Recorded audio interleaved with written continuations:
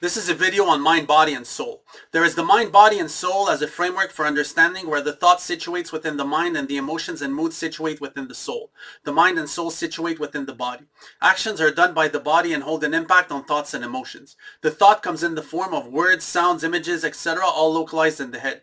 It should be used as a tool system or self-communication system, not as a mechanism for worrisome or ruminating thoughts.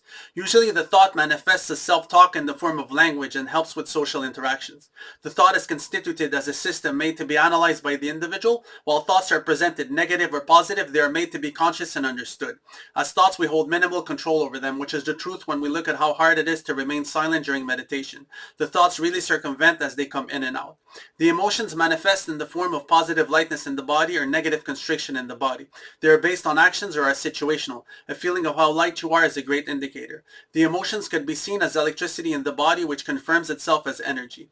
It localizes itself in the stomach usually. The emotions could rise or lower based on the actions produced depending on the intensity.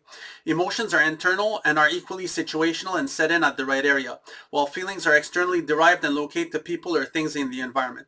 The emotions are considered time-lasting, where we only hold control over the action producing them and not themselves directly. The emotions wave through the body, they go up and down or stabilize.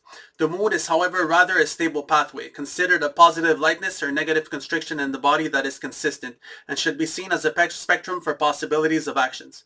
Certain actions are difficult to produce due to the mood, such as interpersonal behavior when in a low mood, and should be asserted by the individual beforehand. The mood needs to be ameliorated beforehand. The mood is generally of key importance and assures everyday function. The mood is generally described as happiness but can be distinguished by energy, which could be qualified as the same. Actions have an impact on thoughts and emotions or have an impact nonetheless. Whenever an action is made, the thoughts and emotions rise or lower, become positive or negative according to the intensity of the action.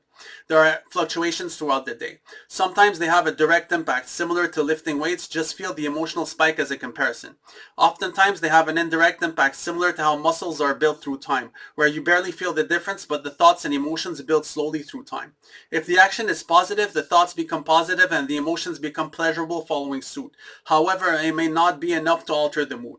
If the action is negative, the thoughts become negative and the emotions become unpleasurable. It may alter the mood until the action is corrected. Thank you. Bye-bye.